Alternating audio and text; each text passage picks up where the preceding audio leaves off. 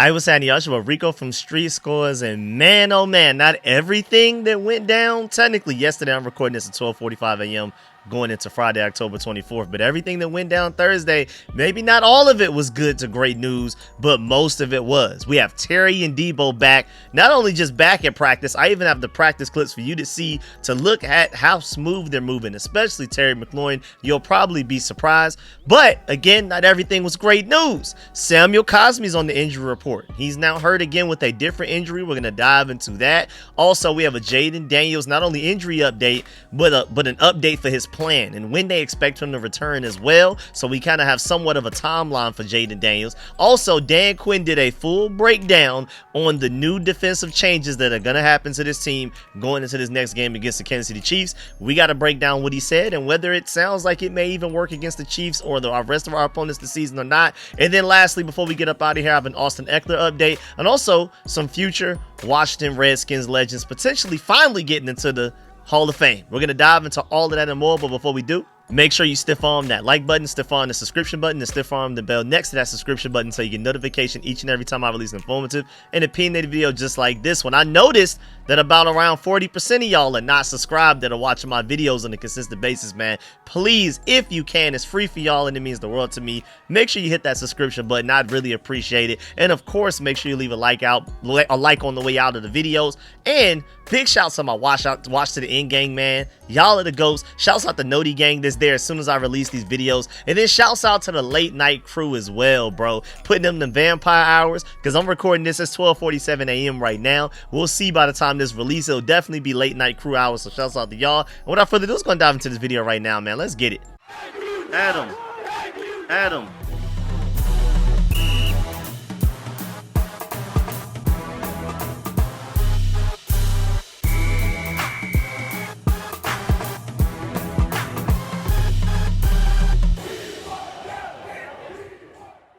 All right, so let's start with the Terry and Debo injury updates and practice clips. But first, shouts out to Julie for always pulling up and donating to the PayPal. Really appreciate that. And the message was, I appreciate your updates and thanks for always keeping it positive. I can't help it. It's just my nature. I'm just a naturally very optimistic person. But I really appreciate the support and the compliments. As again, when y'all donate and I'm not even live streaming, I feel like the least I can do is shout you out and thank you in my very next video. So really appreciate that, Julie. Now let's get to Terry McLaurin and Deebo Samuel. Well, Dan Quinn let us know before practice even happened that Terry and Debo were going to practice. But he didn't necessarily specify exactly how much they practiced. Mind you, Terry McLaurin did practice last week. He just was limited on Wednesday, didn't practice for the rest of the week.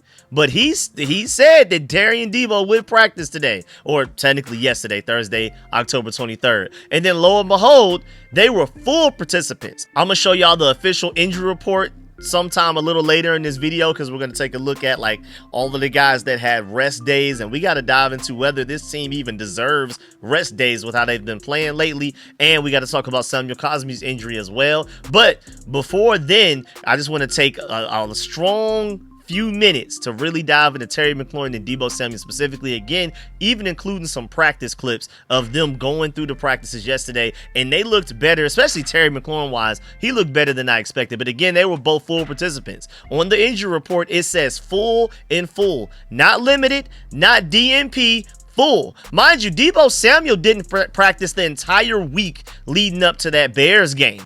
Wednesday, Thursday, Friday, or was it Thursday, Friday, Saturday? Either way, 3 full practice days, DNPs for all of them, and he still played in that Bears game. So with him being a full participant on Thursday, heading into this Monday night game against the Chiefs, I'm definitely expecting him to play. The one big question is Terry McLaurin. Will he play even after being a full participant? Now, we have to hope that they could be a full go on Friday and Saturday as well. Now, again, like I've already explained, I feel like Deebo Samuel, even if he's limited or DNP for the rest of the week, I still think he plays because, again, he went a whole week of DNPs and still played against the Bears. But it was a different situation last week with Terry McLaurin, though. Because he was limited in 1 day of practice. That was it. Dan Quinn technically didn't lie when he said that Terry McLaurin would practice. He said on Wednesday, yeah, Terry McLaurin's going to practice this week. Lo and behold, he practiced 1 day. And then on that 1 day, only a little bit, because again, he was limited. He wasn't even a full participant. And then he didn't practice the next 2 days. So hopefully this is a different case where Terry practices the first of the 3 days of practice in the week. And then he also practices the second and third as well. But then the question is, and I've seen people debate about this, is it even worth playing either of those guys in a game like this where you are severe underdogs with a ninja scroll of injuries, and most notably to your starting quarterback, your franchise elite quarterback in Jayden Daniels? Is it even worth throwing them out there? Now, there's an argument to be made that the Commanders should not play Deebo nor Terry this week unless they are 100% healthy. Otherwise, we should just hold them until Jayden is playing with them at the same time. They should just all make the same comeback, the same game, the same week. But at the same time, if they are completely 100% healthy and ready to go, and we're not forcing them to do anything that they don't want to do or their bodies should allow them to do, then go ahead, because you never know. We've pulled off crazier upsets over the last couple of years. I mean, bad Washington teams have broken undefeated streaks of elite teams in those seasons. Remember the Steelers that one season, the Eagles that one season, and I feel like those burgundy and gold teams were worse than this one, even with the injuries that we have right now.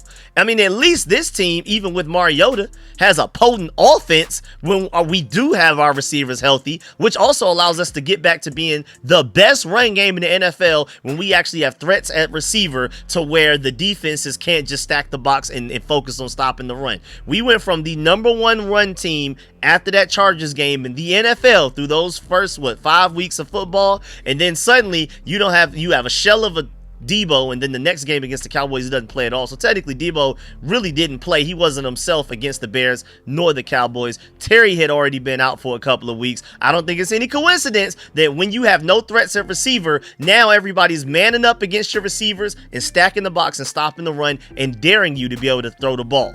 I think now that you have your healthy receivers back, we should get back to not only being able to run the ball well, but again, I want to re-emphasize, we were the #1 run offense in the NFL before all of the injuries got way worse. If we can get a lot of these offensive pieces back, especially a receiver, maybe we can get back to that. So that's a difference. That's how we're better this year than we were even in the years that we made bigger upsets against undefeated teams. But the problem is the defense, you know what I'm saying? But Dan Quinn talked about making some changes in his press conference earlier yesterday, and we're going to dive into that. We're going to talk about that later in the video. I'm going to give you the exact quotes that he gave, and we're going to really dive through these quotes and try to see exactly what he's saying. And hopefully those changes take this defense into a positive direction. I mean, honestly, there's no way it can get any worse. When you're at the bottom, the only way you can go is up, honestly, right? So we'll see if these changes prove to be any sort of positive on this team. But will it be enough to risk throwing Deebo and Terry out there before Jayden is back? That's the real debate topic right now. Because again, to me, if they are a full go ahead and throw them out there. Because one, you never know. Maybe those two guys being out there make a big enough difference for us to pull off a miracle level upset against the Kansas City Chiefs on Monday night. And then also two, I want them to get out there as soon as possible. Again, once they're 100% healthy and ready. Do not throw them out there at 90%. If they're 100%, go ahead, because I want them out there as soon as possible so that they can shake off any rust that they may have. The quicker that they get into game action, especially Terry McLaurin's case, the quicker they can get back into the groove of things. Because I really don't want a rusty Terry out there when Jayden Daniels comes back for his first game after being hurt. I'm missing this game against the Kansas City Chiefs. And I'm hoping that by that time that Jayden does return, both Terry and Debo are fully warmed up and back to the peak of their game. So I'm like, if they're 100%, go ahead and throw them out there, even if it is against Mariota versus the Chiefs. That's me personally. Now, let's dive into and look at the Terry McLaurin and Deebo Samuel practice clips. Do they look ready? I'm going to give my opinions with some of these clips, but I'm curious how a lot of y'all feel as well. Now, this first one was uploaded by Ethan Cadeau. He said Terry McLaurin in action. And while looking at this clip, one thing that I noticed is that even though he is running smoothly, he looks better than I've seen him look in weeks for sure. Terry has this weird thing going on, this weird look to what he's doing, to where he's going 100% for a little while during the practice drill or whatever. Then he starts to slow down towards the end, and then that's when it looks like maybe he's still a little hurt. So it's a little weird. But then you have this clip right here uploaded by Ben Standig, And Terry looks pretty good right here. I mean, granted, this isn't something that's requiring like a whole lot of stress on his body, but I mean, it looked pretty good. I didn't see any hesitation or look at any type of banged up in that clip. And then you have this clip uploaded by John Com right here. Basically the same thing with a different angle. And again, I mean, he doesn't look hurt to me necessarily. He just catches the ball, accelerates. It didn't look like he pulled up in any way, hesitated. Doesn't look like he's in any pain to me personally. So I guess we'll see based on like how what his injury and his practice designations end up being for Friday and Saturday leading to this Monday game. Then you have this clip uploaded by John Duran. And with this clip, he said, looks encouraging. Again, same exact play. I guess it was like a very limited amount of time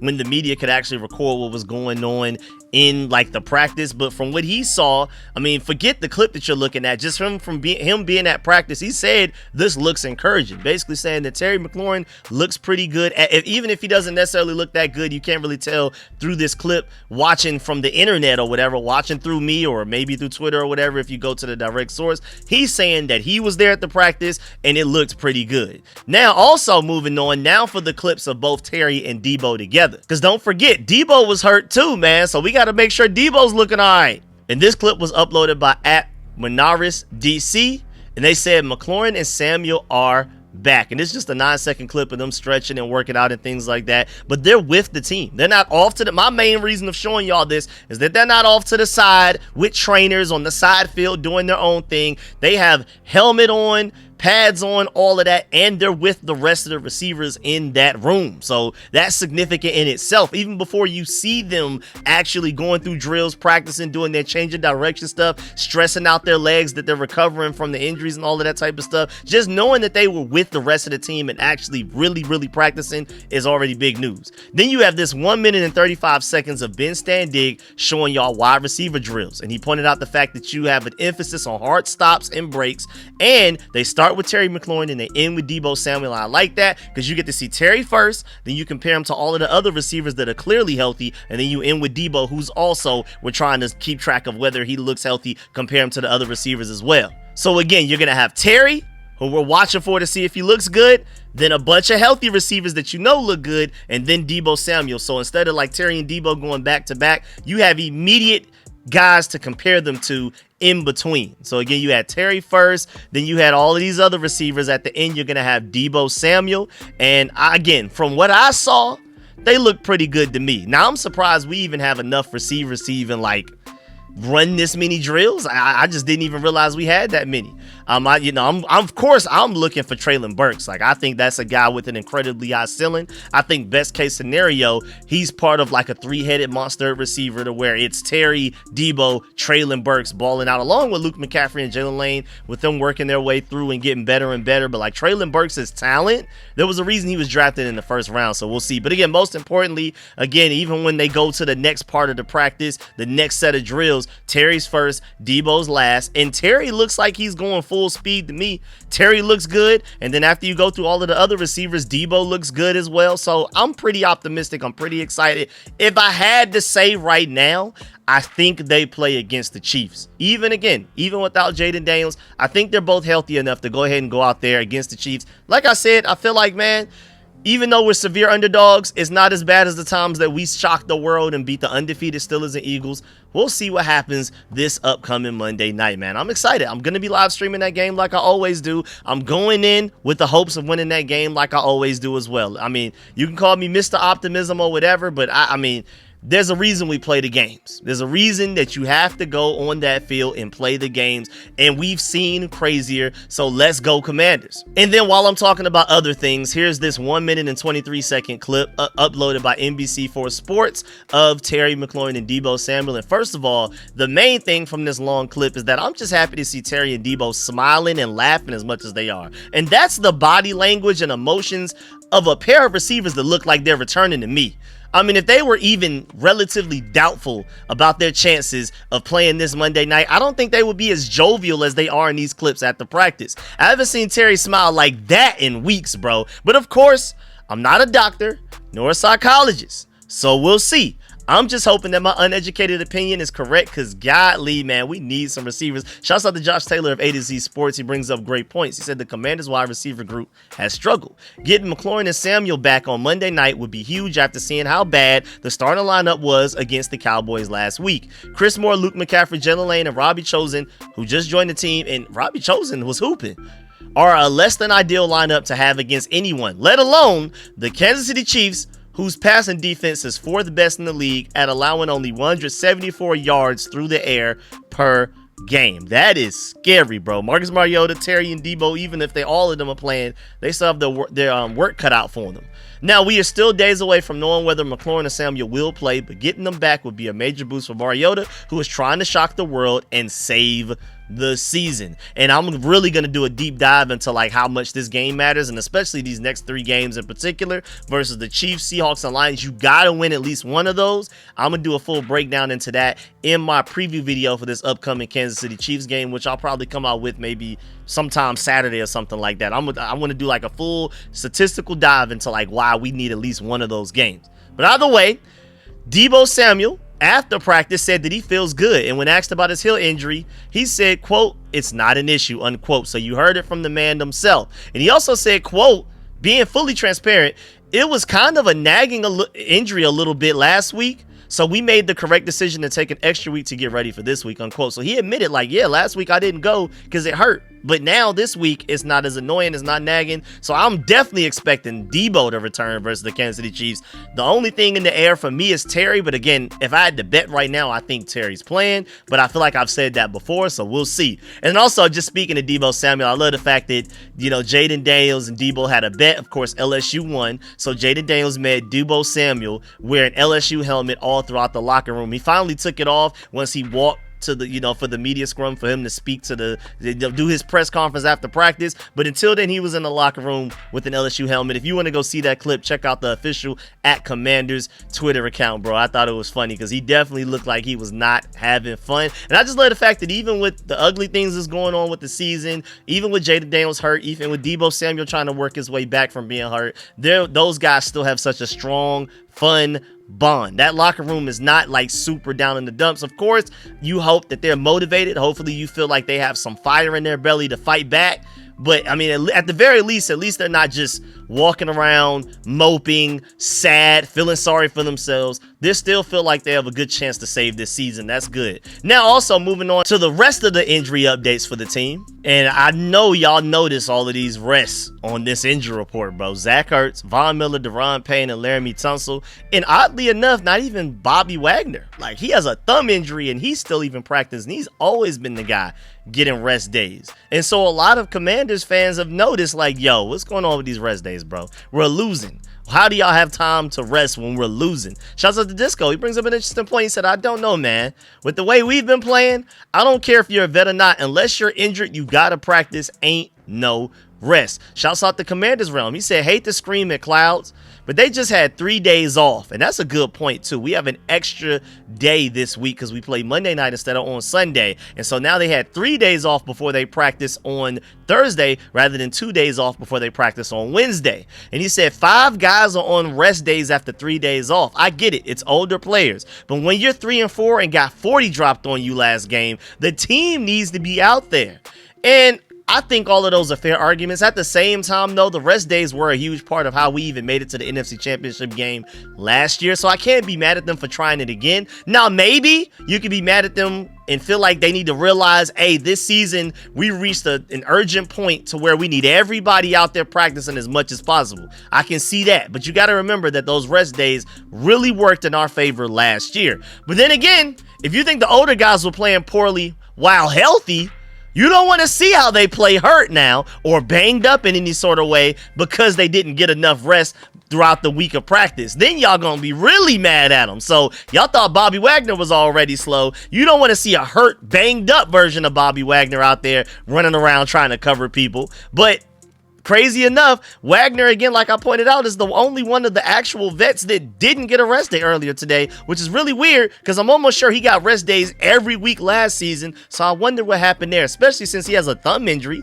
You could at the very least excuse it like, oh, it's not even a rest day. He had the thumb injury, so that's why he didn't practice or anything like that. They had a lot of, scapegoats in that situation, and they still put him up there as full on the first practice of the week. That's really weird. I don't remember Bobby Wagner doing that since we've signed him, so we'll see what that means. But the other notable part from this injury report is, of course, that Samuel Cosmi did not practice at all with a back injury. I hope it's precautionary, and I hope that he practices the rest of the week and he's able to go against the Kansas City Chiefs, because he made a big difference in that Cowboys game, man. He had a false start early, but then after that, he made some great blocks throughout that game. I mean, literally throwing guys to the ground. Once he knocked off that rust a little bit, he started to hoop, which goes back to my point of why Terry and Debo need to play as soon as possible. Even if, of course, Jayden will not be playing against the Kansas City Chiefs, I think they should play as soon as possible, because you don't want, when Jayden Daniels returns, Terry McLaurin is still working through the rust like a quarter or a whole half of offense into the game. And then also, speaking of Jayden Daniels, Marcus Mariota will, of course, be the starting quarterback. I feel like we got to dive into that. He even talked about in this press conference after practice that he's going to lean in on experience. We're going to just basically lean on the fact that even though we have a lot of hurt guys, we still have a lot of experienced guys that have been there and done that, and we're going to try to upset the world. There was like a whole 55-second clip that the official Twitter account of the Commanders uploaded if you wanted to see that. But now, before we move on to the second half of this video, and we still have a lot to talk about, bro, a lot. We have a Jayden Daniels update as far as his injury and like the plan for what they're gonna do until he returns, and they actually have a goal in mind of what week he should return. And then also, Dan Quinn did a full breakdown into what we're going to do defensively to change up things and hopefully play way better than what we've been playing. But before we get to all of that, man, shouts out to Sleeper, man. You have a chance to 1,000 times your cash on daily fantasy football with Sleeper, bro. And hey, man, we're potentially getting Terry and Debo back. Like I've already said, we've been bigger underdogs than this and still found a way to shock the world. Why not do it now, especially with Terry and Debo returning? And you can pick on stats for these stars like touchdowns, passing yards, receiving yards, fantasy points, and more for up to, again, 1,000 times payout on Sleeper. When I'm saying 1,000 times, that means you put down $1 and you can get back 1,000 depending on how you set it up. And right now, new users can even get a free $20 without a deposit. And on top of that, of course, the 100% match up to $100 using promo code SCORE, that's SCORE, or you can just click the link at the top of the description of this video and every video on live stream I'm doing all season. And again, I will be live streaming this game Monday night against the Kansas City Chiefs, of course. And of course, I also want to dive into one of the 8 legs that I've already put together. You know, I'm working on maybe doing another 1 or 2, but this is my first one where I did a bunch of research into it. Just check it out. So I have Jordan Love. They gave me the free. All he has to do is throw for 1 passing yards. We're good to go there. Not much to talk about there. I think, I'm not gonna lie, Marquise Brown, all he has to get is 20.5 receiving yards with the way this defense has been playing. I hope they play better, but I think he's probably gonna get that. And mind you, he's done it, I believe, almost every week this season except for last week against the Raiders. But before that, he had 45, week before that 48, week before that 38, before that 42, before that 30. Like every game this season except for like 1 or 2 maybe, he's gotten over that 20.5 receiving yards. I'm surprised it's that low. Then Rashee Rice, I think he can get you 5+ receptions. I forgot what the official line was, but I took it down a little bit. And the way that the Chiefs fed him, that last game, they gave him 7. So the initial line was 6.5. I took it down to 5. All I need is 5 and he's good to go. And again, his first game back from suspension against the Raiders, he had 7. So I think they're probably going to force feed him against us as well. Then George Pickens, bro, especially going against the Denver Broncos, and Cortland Sutton is probably going to be following CeeDee Lamb a lot of that game. I think George Pickens can get 3.5 receptions. Why not? And he's done that most games this season. Outside of the Jets game where he only had 2, he's had 5, 5, 8, 9, 4. I think he can get 4 or more receptions in that game. Jake Ferguson is such a big part of their offense, bro. I super duper think that he can get 5.5 receptions, 5+. All he needs is 5 or more receptions. His official line was at 5.5, so that means he needs 6.5. I took it down to 5. He just had 7 against us. He only had 3 against the Panthers, but the weeks before that, he had 7, 7, 13, and 9. He is a heavy part of their offense. I will never forget in that, I think it was the Jets game maybe, or the Green Bay game. It was one of those games where they threw a screen to him and he ran for a touchdown, bro. Like, they literally designed plays around Jake Ferguson. So I think he can get at least 5 receptions. I'm not saying he has to get touchdowns or yards, just 5 receptions. And then quarterback-wise, I'm doing the unders on interceptions. So I have Jalen Hurts and Pat Mahomes not throwing interceptions. I would love it if the Commanders could go and get an interception against Pat Mahomes, but I just don't think it's very likely to keep it a that while with y'all. And then Cortland Sutton versus Dallas, bro. I mean, they have like a big boomer bust secondary, bro. It's either a pick 6 or they're getting burnt. I mean, even our receivers were getting open against them at times with all of the backups that we threw out there with Chris Moore, Robbie Chosen, basically almost out of retirement, basically, and then Luke McCaffrey and Jalen Lane, and we were able to throw the ball at least at a decent amount against them. I mean, I can only imagine just Cortland Sutton can get 5 receptions out of that, right? And I mean, again, the week before he had 6, the week before that he had 1, but before that he had 8, 5, and 6. This guy typically goes over 5 or more receptions, so I think he can do that, man. And again, shouts out to Sleeper. You have a chance to 1,000 times your cash with Sleeper. Now let's go ahead and move on with the rest of this video. Now let's do the Jayden Daniels updateiest update. This is like the most recent update. It's not the full blown, we know every single detail about him update. I'm not about to sit here and clickbait y'all like that, but this is the most recent one. So first of all, of course, Marcus Mariota will officially start versus the Chiefs. Like, the Commanders, even like their official Twitter account posted that themselves at 1:05 p.m. yesterday, even though we were already told on Wednesday. It's been made official through their Twitter account as of yesterday, October 23rd. Jayden Daniels has officially been ruled out.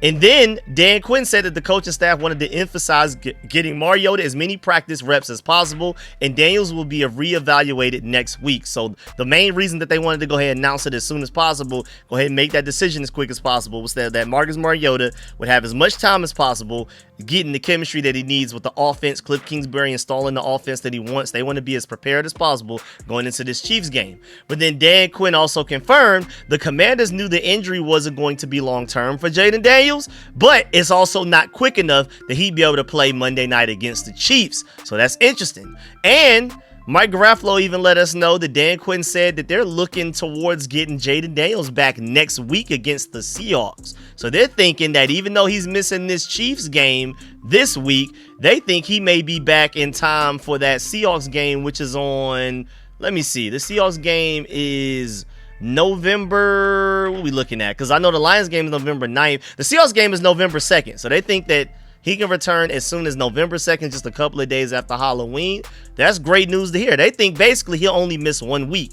And Dan Quinn also said that they wanted to rule out Jayden Daniels so that he could focus solely on rehab and treatment rather than pushing himself, trying to see if there's a chance that he can play Monday night and then end up setting something back or making things worse. They wanted to know going into the practice this week, before they even touch the field to practice once, hey, Jayden, you're not playing this week, so go ahead and focus on rehab. Don't overdo it and make things worse. And they also again said that they're hoping that he will be able to go next week against the Seattle Seahawks. So again, as one relatively positive update is that Jayden Daniels' injury doesn't seem that bad. Some people were saying 2 to 4 weeks. Some people were even debating, should we just shut him down for the season? Sounds like he may only miss 1 week. And I don't like a lot of the stuff I've been seeing on the internet, especially Twitter, where acting like Jayden Daniels keeps getting hurt because he's skinny or because he's like this mobile quarterback. He got hurt in the pocket. People act like Joe Burrow hasn't been out nearly all season. And like, pocket quarterbacks don't get hurt just as much, if not actually statistically more than a lot of the mobile quarterbacks out there. So I don't think it's like an injury prone thing. I think it's just weird circumstances. Now moving on to Dan Quinn breaking down the defensive adjustments that this team is trying to make going into this Kansas City game. Well, Dan Quinn straight up started his presser with the John Com question asking if there will be any changes made to the defense after the Dallas performance. Thank you, John Com, for asking that question. Dan Quinn said, quote, "What you'll see is improved play," unquote. And then he went on to give thoughts about how the play will improve. And really, it sounded like there's not going to be any personnel changes, just maybe some scheme decision-making changes from like Joe Wood Jr. play call and stuff like that.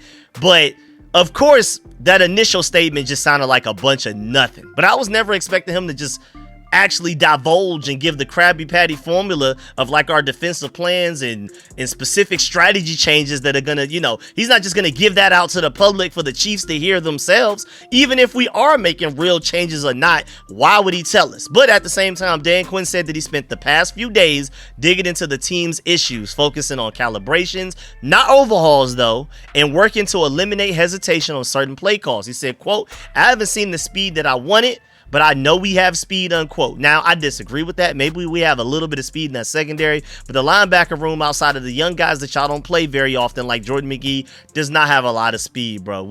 Our defense is slow, bro. But either way, moving on, Dan Quinn said that he looked for ways to allow players to play faster, more freely, and without hesitation. I think that could help. If they actually achieve what he's saying, the defense should be better.